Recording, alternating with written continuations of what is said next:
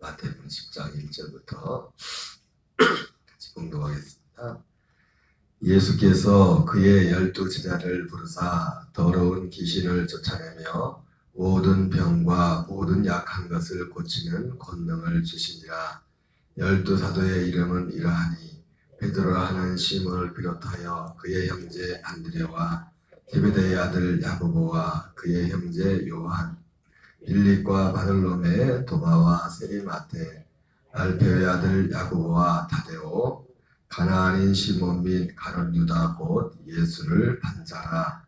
예수께서 이 12를 보내시며 명하여 이르시되 이방인의 길로도 가지 말고 사마리아인의 고래도 들어가지 말고 오히려 이스라엘 집에 잃어버린 양에게로 가라.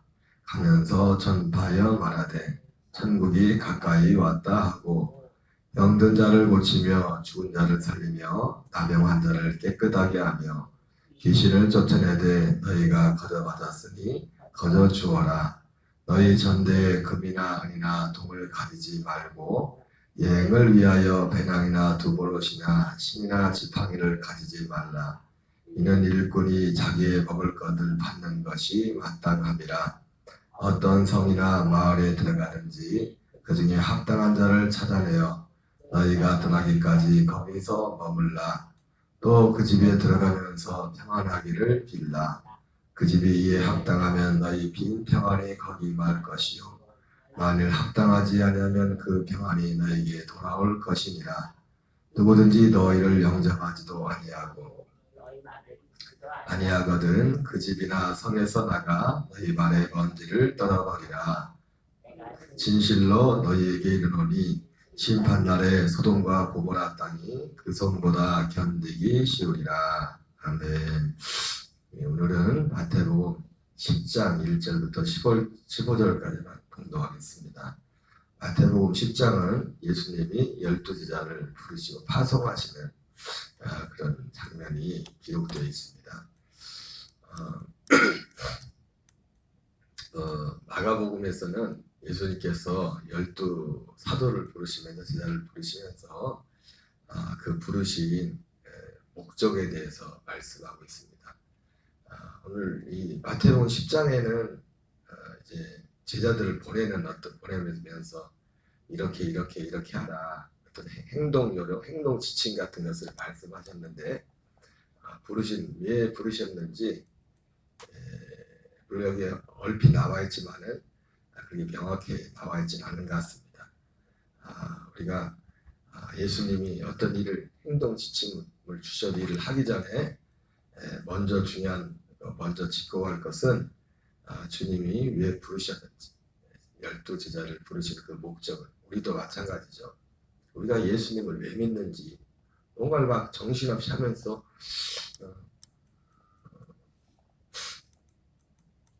그 이영표 씨가 우리 집사님인지 축구선수 집사님인지 모르겠어요. 제가 유튜브에 잠깐 지나간 그 읽는 걸 영상을 보다 보니까 그런 얘기를 하더라고요. 그분이 어쨌든 자기가 자기 개인의 노력도 엄청 많이 했겠지만 축구 선수로서 지금은 아마 강원도 그쪽에 프로축구 강원 FC가 그분이 이제 중요한 어떤 직책을 맡고 있는데 어쨌든 말에 그 잠깐 하는 얘기의 말의 요지가 그거였어요. 왜냐면 정말 열심히 살았고 어떤 꿈을 이루기 위해서 어떻게 꿈이야 그 사람의 그 꿈이야마자 축구에 가는 거였죠. 그래서 그 꿈들을 다 이뤘대. 그리고 어쨌든 은퇴까지도 너무 그건 말로는 자기가 은퇴를 3번을 했다가 은퇴식을 3번이나 해줬다는데 해서 어쨌든 성공적으로 다 보는 거 끝났는데 모든 걸 끝나고 다 마치고 이제 보니까 자기가 그렇게 힘을 다 열심히 살았던 그런 것들이 자기 어떤 진짜 참 만족을 주지 못했다 그런 얘기를 하면서 그 자체로서도 의미가 있었겠지만은 그가 하나님께 온전히 자신을 더 드리게 된 부분들에 대해서 이야기하는 것을 보게 되었습니다. 우리가 예수님을 믿는 것도 사실은 이 오늘 12제자를 부르시면서 예수님이 이들을 파송하시면서 행동, 요령 이런 것들을 말씀하셨는데 어떤 면에서 보면은 지금 우리 현실과는 좀 거리가 먼 것도 많죠. 왜냐면 어떤 이 상황 자체가 제자들한테 보면 순회 전도를 보내면서 어떻게 보면은 사도 바울도 순회 전도자였죠. 그런 면에서 보면은 어떤 면에서 보면은 우리 현실과는 좀 왜냐면 우리는 지금 우리가 귀가하는 집이 있고 어떤 일정한 바운드리 안에서 지금 일들을 하고 있기 때문에 그러나 12제자들에게 예수님이 말씀한 행동 지침이나 그 목적들은 여러분 우리가 이 말씀이 단지 12제자에게만 물론 어떤 상황 특별한 환경 가운데서는 우리가 좀 구별되는 부분이 있지만은 주님이 우리를 부르신 목적 그 사명에서는 동일한 줄 믿습니다.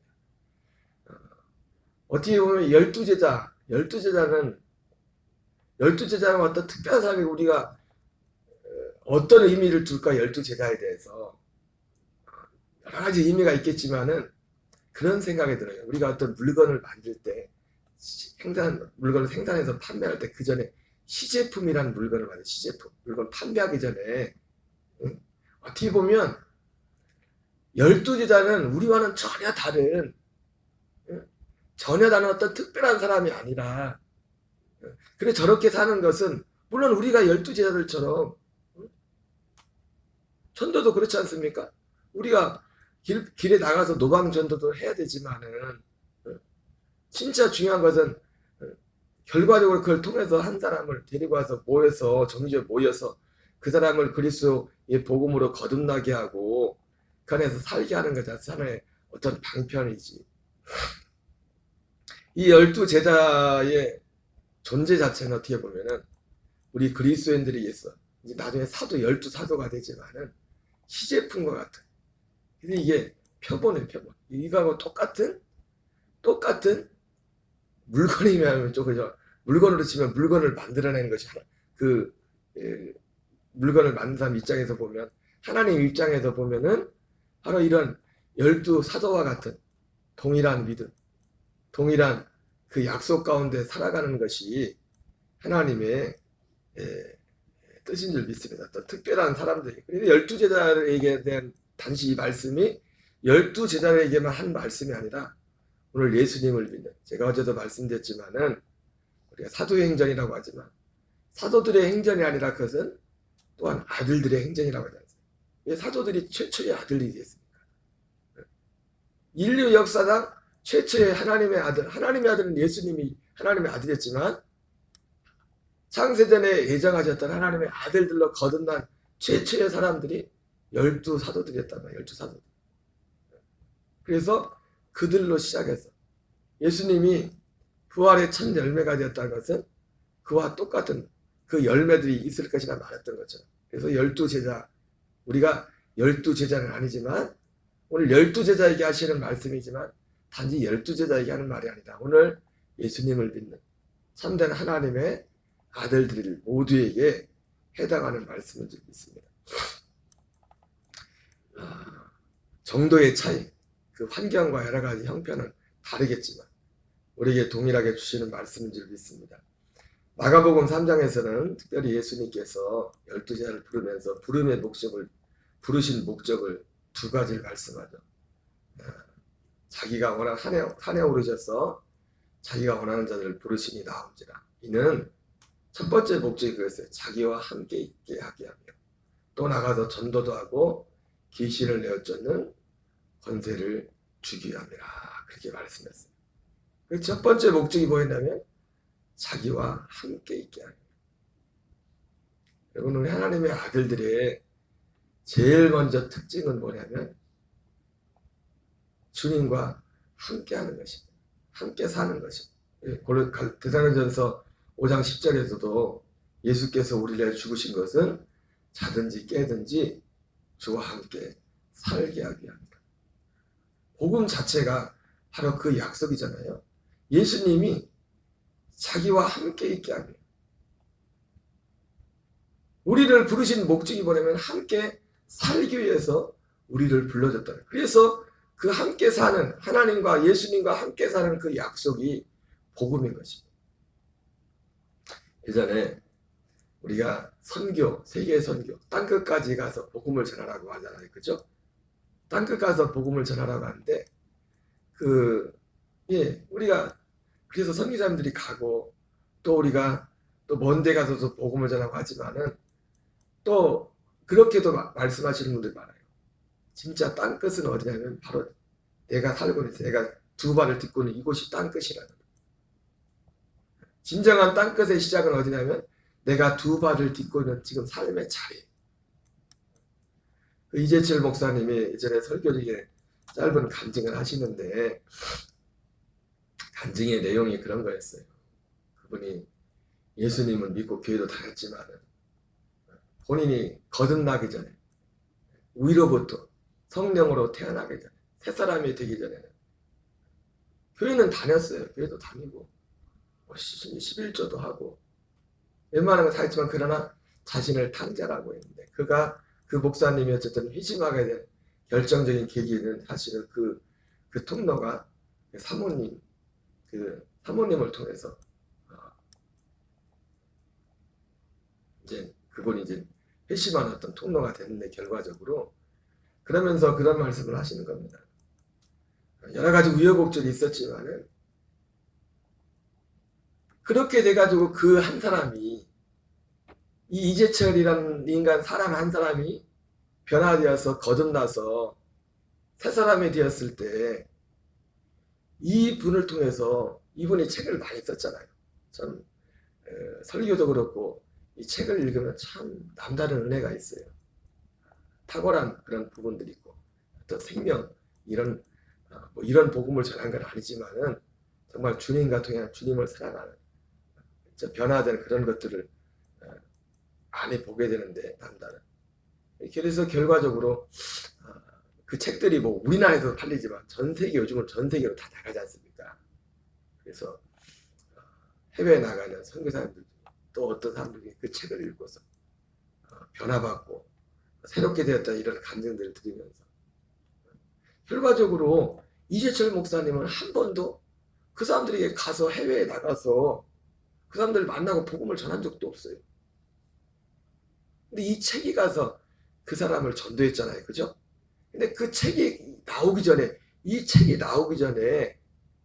사실 이 책이 이재철이라는 한 사람이 하나님의 아들이 그 현장에 실제로 가지는 않았지만은 지금 내가 여기가 서 있는 자리에서 이분이 변화되었어요. 그리고 변화되기 전에 한 분 그 함께 사는 그 사모님의 예수 믿으려 이게 아니라 그 삶을 통해서 무너진 거죠. 그와 함께 하시는 주님.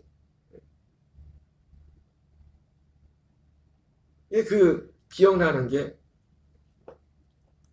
이 이재철 목사님이 정말 새롭게 된 계기 중에 하나가 뭐냐면 그렇게 속을서 그랬는데도 이 사모님이 그 모든 걸 다 받아줬나 봐요. 근데 어느 날 밤늦게 그날도 술을 마시고 들었는데 가만히 들으니까 남자는 여자의 눈물에 약하거든.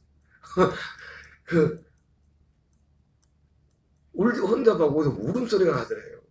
그래서 평생 같이 살면서 자기 아내는 그런 생각을 하고 있으라고 생각을 안 했는데 굉장히 절망적인 기도를 하더래요, 사모님.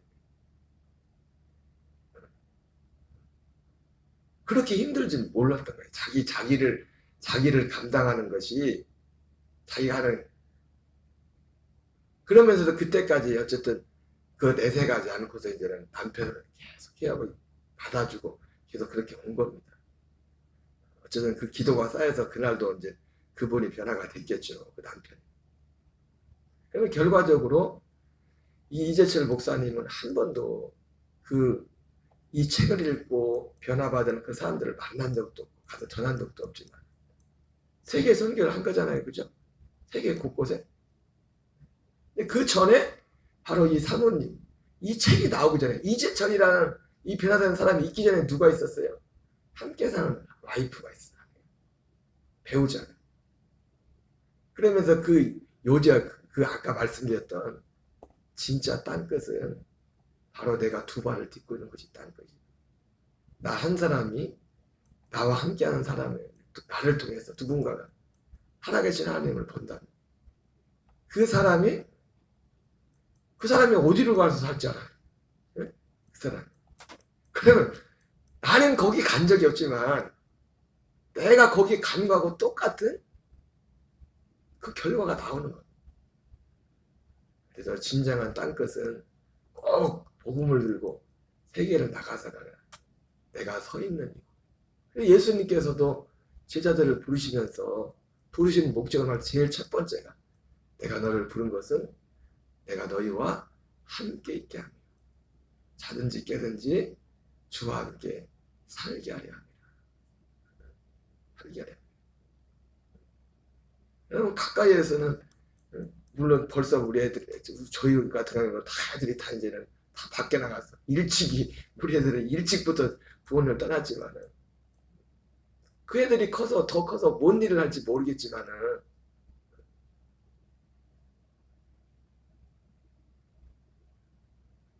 뭔 일을 할지는 모르겠지만은 우리 어떤 의도하지 않았던 우리의 영향을 받을까? 우리한테 보고 들은 것, 그 삶을 가지고 그대로 갈까 하네, 또. 나는 거기에 가지 않지만, 우리 아들, 딸들이 그들이 서 있는 곳에서 자기들 단독으로 그렇게 사는 게 아니에요. 어쨌든 많은 사람들과의 만남을 통해서 그 애들의 어떤 생각과 삶의 길이 또한 결정되겠죠. 물론 그 모든 것 위에는 하나님이 역사하시지만은, 사실은 가장 큰 영향은 부모의 영향을 받은 거예요. 모르겠습니다. 우리가 정말 하나님을 보였다면 그것이 그들도 하나님이 함께하는 것을 봤다면 우리 아들, 딸들이 그 영향을 그대로 가지고 와서 그들이 그것을 나타낼 것이고 그렇지 못했다면 또 정반대의 그런 결과들이 오게 되겠죠. 그래서 오늘 예수님이 12제자를 부르면서 제일 먼저 이 마태복음에는 언급되어 있지 않지만 왜 내가 너희들을 불렀느냐 함께 있게 하며 나가서 전도도 하고 귀신을 내어쫓는 권능도 권세도 주기 위함이라 말씀했던 것처럼 오늘 아까 제가 12제자가 뭐라고 했죠? 물건으로 치면 시제품이에요. 시제품. 주님이 우리를 보시는 목적, 내가 예수님을 믿는 목적, 오늘을 사는 이 목적은 자든지 깨든지 주님과 함께 사는 거지. 주님과 함께 내가 너와 함께 있게 하며 12제자에게 한 말이 아니에요. 예수님을 믿는다며. 그러니까 이재철 목사님 같은 경우도 표현은 좀 다르지만 이분이 정말 회심하기 전에 거듭나기 전에 교회는 뭐 주일날은 안 빠졌대요. 주일날 안 빠져. 11조도 금액도 컸겠죠. 그분이 예수님 믿기 전에 그 굉장히 사업을 크게 했어요. 그래서 한번 외국에 나갔다 오면은 이 비행기 옛날에 중동 붐이 있었을 때 비행기 이거 연결해주는 뭐 이런 관련된 걸 했었나 봐요. 사람들이 중동에 많이 나갈 때. 한 번 한 거라면 그때 돈으로 서울의 아파트 몇 채를 살 만큼 돈을 긁어 뭐 한다고. 11조도 많이 했겠지. 11조 했다니까. 그런데 그분은 진짜 거듭나진 않았어요. 그래서 세상에 즐기고 돈 많으니까. 남자가 돈이 많이 생기면 잡념이 많이 생겨. 잡념이. 남자가 됐든 여자가 됐든. 그래서 그러나 그분이 회심하고 나서는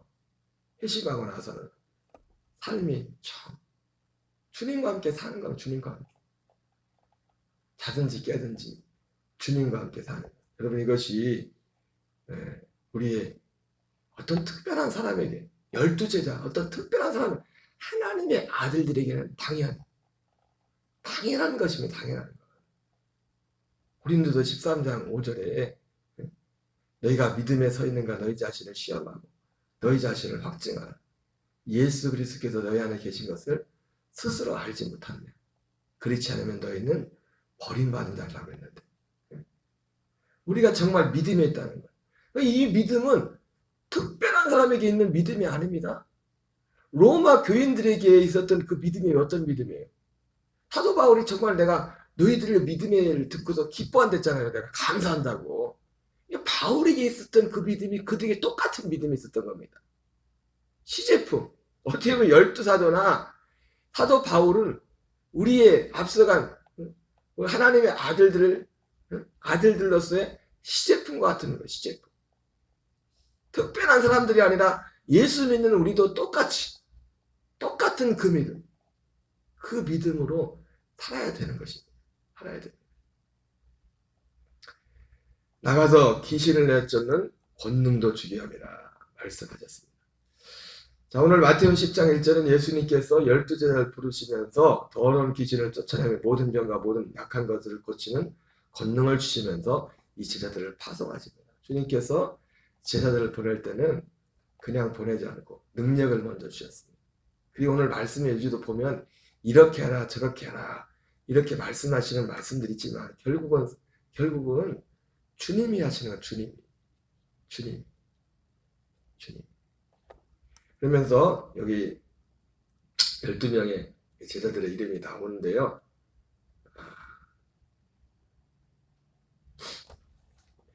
5절에 행동 지침을 말씀합니다. 예수께서 이 12를 내보내시니 명하여 이르시되 이방인의 길로도 가지 말고 사마리아인의 고리도 들어가지 말고 오히려 이스라엘 집에 잃어버린 양에게로 가라 이렇게 말씀하고 있습니다. 여러분 어쩌면 이 말씀에 보면은 이스라엘에 잃어버린 양에게로 가라는 이렇게 말씀하는데 사실 예수님이 하나님의 목적은 모든 사람인데 어떻게 보면 이 가서 복음을 전하는 것도 어떤 전략적인 면이 전략적인. 예. 어떻게 보면 사도 바울도 이 전략을 그대로 따랐어요. 사도 바울이 이방인의 전도자지만 사도 바울이 이방인의 전도자 맞습니까? 이방인의 전도자 맞아요? 이방인 지역에 갔지만은 사도 바울도 사실은 주로 어디로 갔어요? 디아스포라. 사도 바울에게 있어서도 어떻게 보면 전략적인 거죠. 전략적인 거. 이스라엘에 잃어버린 양들이 누굽니까? 이 복음을 약속을 받았던 사람들이잖아요. 예, 모세와 선자들이 오실 그리스도에 대해 물론 그것이 이 오늘날로 치면은 전에도 말씀드렸지만은 구약 시대에도 이 예수님 오시기 전에도 이 사실은 예수님이 말씀한 것처럼 이 모세와 선자 구약의 모든 것들이 이 약속을 이루게 한 그런 말씀인데 이 복음이 가렸으면 망하는 자들이 가려야 돼요. 여러분 복음은 신학신앙만 복음이 있는 게 아닙니다. 구약 복음은 창세전부터 복음이 있었어요. 그 복음이 그리고 지금까지 예수님이 오시기까지 이 복음이 끊어진 적은 없었어요. 계속 이 약속이 전달되는 성경 그리고 이 성경을 통해서 그 복음이 다 기록이 되어 있었다. 다만 믿지 않은 자들의 마음을 이 세상 신이 믿지 않은 자들의 마음 혼미해 그것을 가려놓는 것뿐이었지. 그것을 이스라엘이라는 민족에게 그 약속을 사실은 줬던 거죠. 약속 로마서 사도 바울이 말하는 것처럼 그러면 유대인의 뛰어남이 뭐냐? 이 약속을 맡은 자라죠. 이 말씀을 맡은 자라. 말씀을 맡았다는 것은 이스라엘이 이 약속을 맡았다는 겁니다. 민족적으로. 그러나 그것을 마귀가 왜곡을 시켰죠. 이것이 그때만 그랬던 게 아니라 초대교회가 시작된 그 이후에 지금까지 교회 역사 가운데서 사단은 마귀는 계속해서 이 일을 하고 있어요.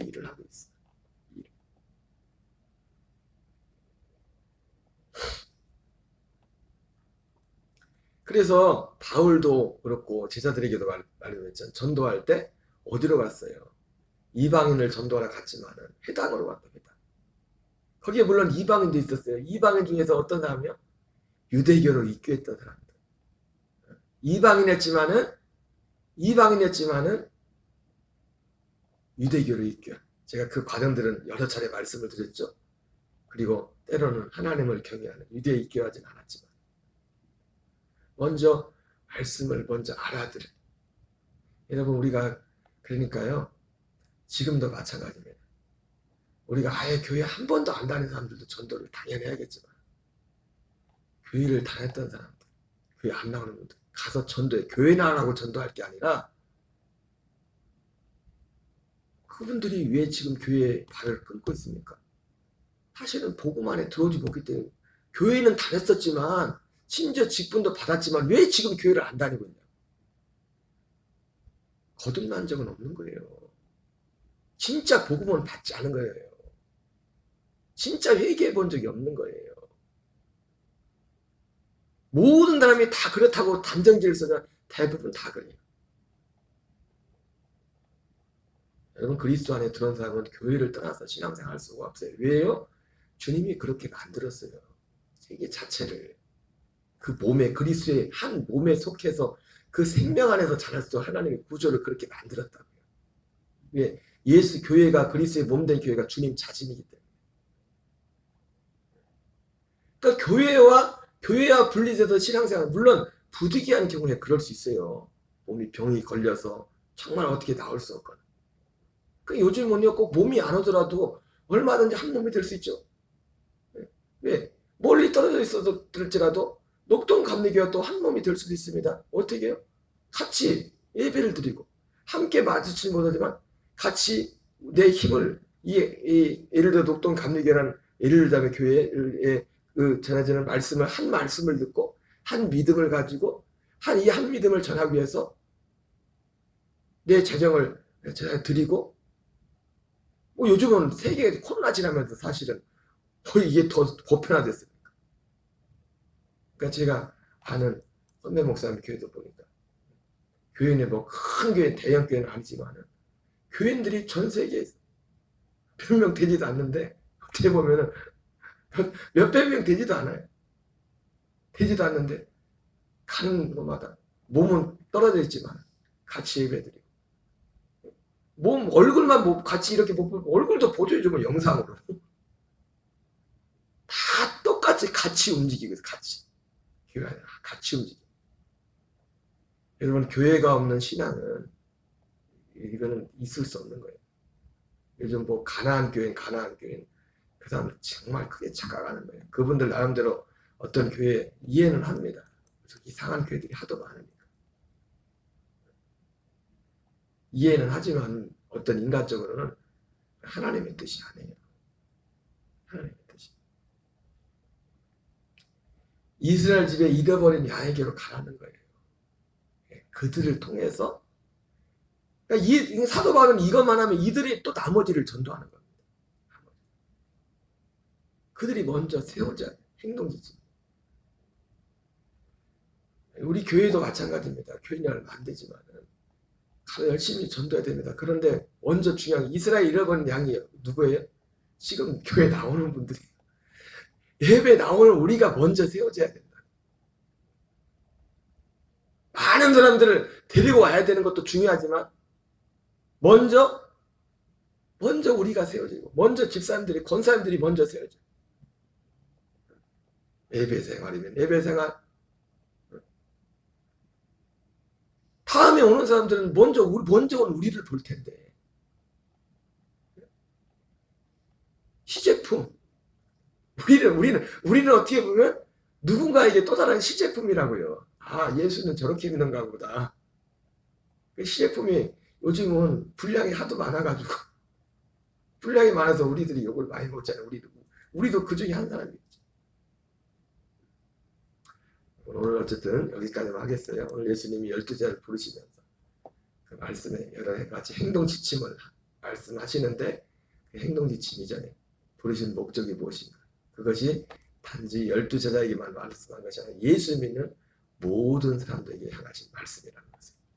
우리 주기도문을 마치겠습니다. 하늘에 계신 우리 아버지여, 이름이 거룩히 여김을 받으시오며 나라의 임하옵시며 뜻이 하늘에서 이루어지는 것 같이 땅에서 이루어지이다. 우리에게 일용할 양식을 주옵시고 우리가 우리에게 죄진 자를 사하여 준 것 같이 우리의 죄를 사하여 주옵시고 우리를 시험에 들게 하지 마옵시며 다만 악에서 구하옵소서. 대개 나라와 권세와 아멘. 주여 주여 주여. 아버지 하나님